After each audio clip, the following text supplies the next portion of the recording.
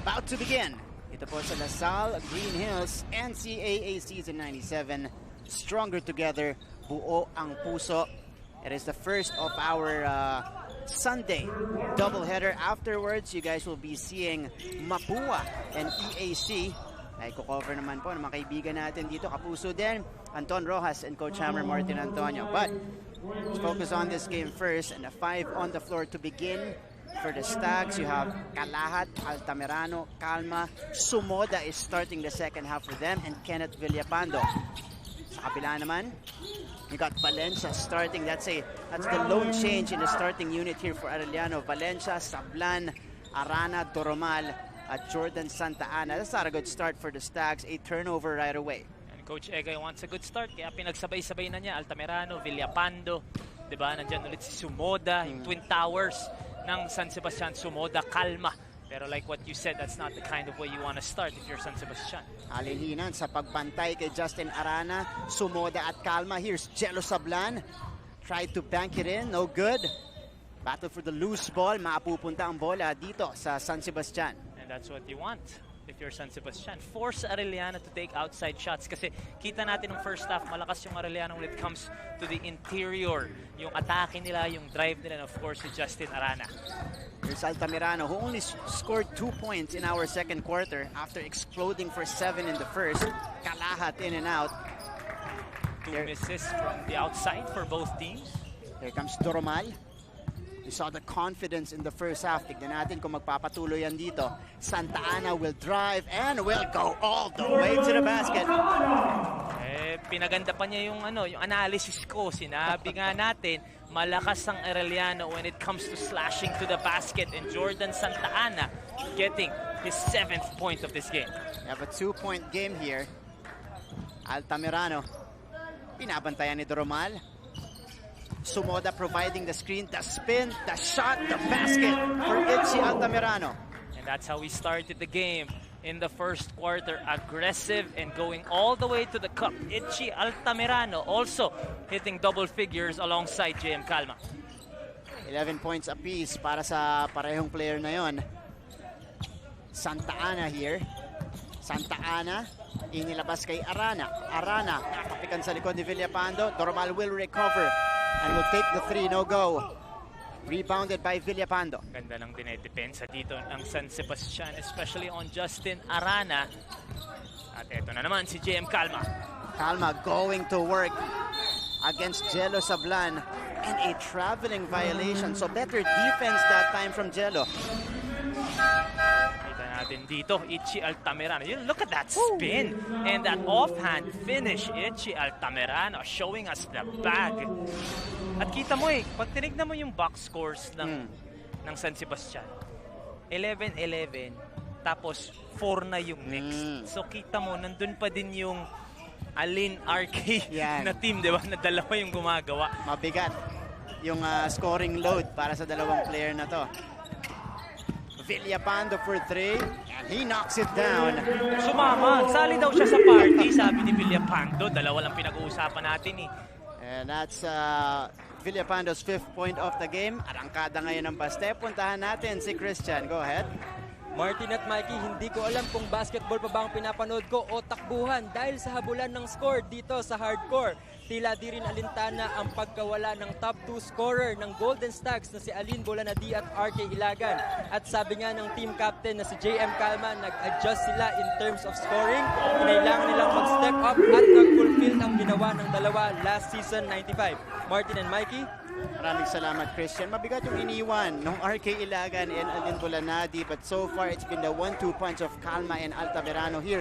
Pero nagsisimula na mag-contribute yung other guys na to. Katulad kanina ni Villapando, eto kakatres lang kanina before this play, si Romel Kalahat. Santa Ana, count that one plus the foul. A strong drive for Jordan Santa Ana. Jordan Santa Ana showing us kind of strength you need to play on this level and in this league, kasi alam naman natin yung physicality dito sa NCAA, kitang-kita, pinapabayaan ng referees maglaro yung mga players natin. Another end one opportunity for Jordan Santa Ana. And this guy is starting to hum here in the third quarter. Medyo binati natin yon, pero Naka 2 points pa rin naman si Jordan Santa Ana doon. But Arellano trailing it by 8 right now. San Sebastian will try to pull away and build a double-digit lead. Pero off the spin, natawagan ng travel itong si JM. Si JM ang medyo hindi pa nakakadiskarte dito sa ating second half. But still, you gotta make sure na he keeps himself in attack mode. Talking about JM Calma. And they're putting, talking about Arellano, they're putting a quicker subline on Calma. Here's the corner pass. Hinahanap nila si Arana. That is well read. Good steal here coming from Baste. Villapando starting that. Naiwanan sa ilalim yung JM Calma. And every time JM Calma sees the paint na wala si Justin Arana, kita mo sa mata niya na talagang kailangan ko na makascore bago pa ako ma-challenge ni Justin. And the lead is now in double figures at 10 points. Justin Arana bumawi sa kabila. Mama na sa ilalim. Di mo naman yung intensity ni Justin Arana asking for the basketball. Ako nang bahala sa inyo. Basta bigay nyo sa akin sa ilalim. Pupuntos at pupuntos ako, sabi ni Justin Arana. Back to our coverage, and before the timeout, it was Justin Arana scoring his 10th point of the game. Kakarangkada kaya ulit ang Arellano dito. Tanungin natin si Michelle Naldo. Michelle? Yes, Martin and Mikey, on the Arellano side, all eyes are on Justin Arana as last season's Rookie of the Year and Defensive Player of the Year. With the league's no import rule, sabi niya, pantay lang ang lahat. Di ko naman maasahang magdo-dominate ako, pero ang promise ko sa sarili ko at sa team ay gagawin ko ang best ko kada game.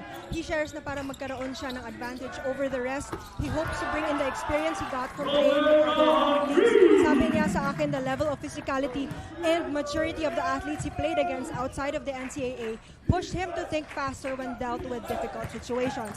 But after ending the first half behind, assistant coach Dariel Baila shares that to turn things around, dun sa defense lang talaga sila dapat mag-focus. Pero as co-captain this year, si Justin Arana naniniwala pa rin siya sa teamwork and that anything is possible basta kasama niya ang kanyang mga teammates na itinuturing na niyang mga kapatid.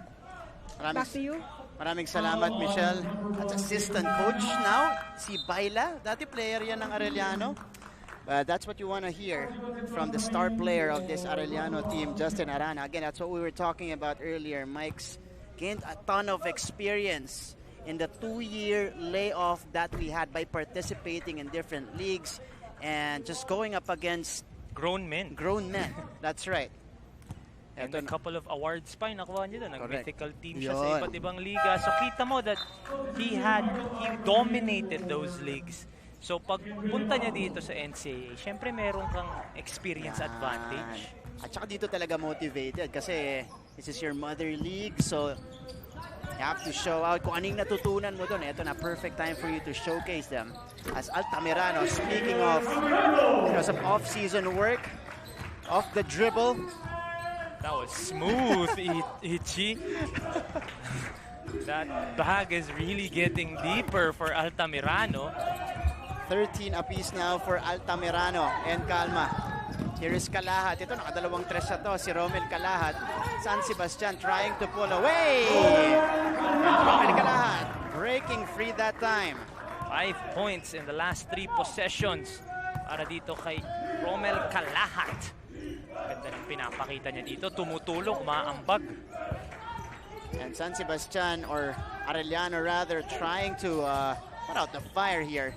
Started by Baste. Concepcion driving baseline and getting the foul in the process. Now, as Archie heads to the free throw line, tignan natin dito yung galaw ni Kalahat. Kumpiyansa off the ball screen. Ito yung sinasabi. Look at that. Across the pull-up, silky smooth release. 2 points para kay Ichi Altamirano. 13 in the game so far. Martin, this is one guy that needs to get going. Yan. Archie Concepcion. Because one that we expected. isa to sa mga inaasahan ni Coach Cholo Martin, and nakakuha siya ng awa doon, but that's his first point of the ball game. Importante na makuha niya yung rhythm niya, especially pag papunta tayong fourth. Baka makakuha siya ng kumpiyansa mula sa sumusuporta sa Arellano Online. Nandyan si John Leonard Dizon saying, "Go, go Chiefs." Again, we are broadcasting this live on YouTube as well. So marami tayong outlet for our fans. Si Miss Manrique, Ayo Chiefs mag-ingay. Ayan, Arellano go, sabi niya. Natin kumakahabol dito ang Arellano. A 13-point advantage though held by the Stag. Sabi ni Od Solomon, bravo, baste. Mukhang gumagana yan. Arana here. Arana goes around and just going for the reverse. Once he gets Display in this basketball game. Kalahat. Wala yung layup niya. And ball will go back to the side of the Arellano Chiefs. Si Kosari pumasok para kay James Una. In the meantime, we got a timeout on the floor. 3 minutes remaining in our third quarter. It is a 50-39 advantage for the Stags. Magbabalik po kami. Nanonood ngayon in the JRU community. Andyan din si Nevi Calma online. Go Baste. Nakasuporta din si Neil John sa San Sebastian. So a lot of people tuned in, especially online, YouTube, Facebook.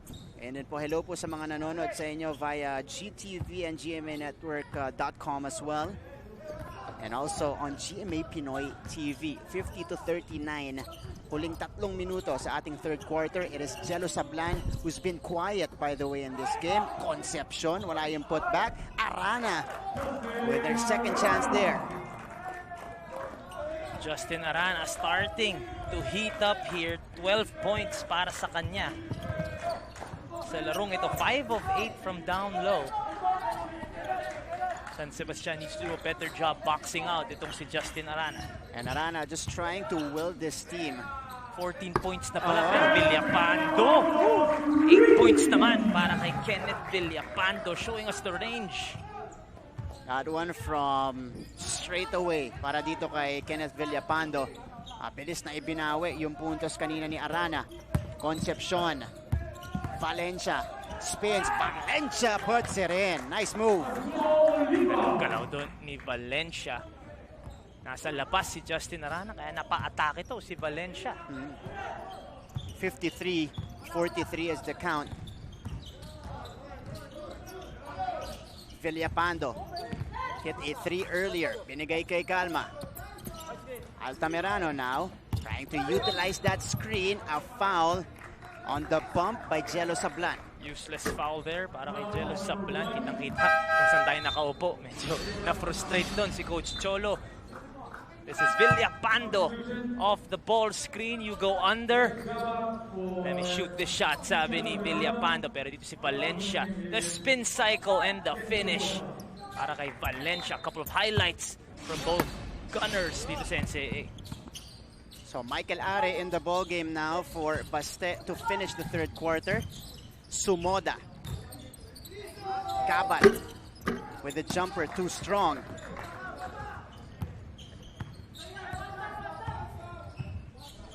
And here comes Doromal with 1:20 remaining sa ating third quarter. They go to Justin Arana here against Sumoda.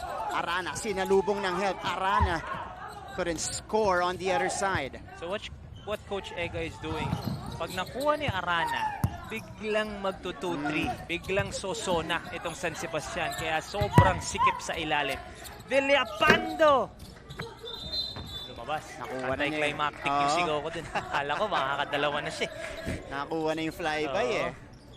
Pero tingnan mo, pagkuha ni Justin Arana, biglang sosona. So ang importante for Arellano, I believe, hindi pwedeng basta kumuha si Justin tas pumoste. They need to find him to break the defense down and find him on these rolls. Ito siya ngayon nag-set ng screen doon. Mintes lang yung tira ni Doromal. Michael Are tracking the ball down. Here comes Are. Agent 0 for San Sebastian. They swing the ball around. Here is Gabat. One half of the Gabat brothers. Are trying to navigate here, sending it out to Gabat again from the left wing. Too strong. Doromal. Arellano trying to take advantage. Doromal, forcing the issue right there and scores off the bank. And staring down itong si Are is Doromal. Pero tingnan natin kung babawi si Are dito. Last second shot here.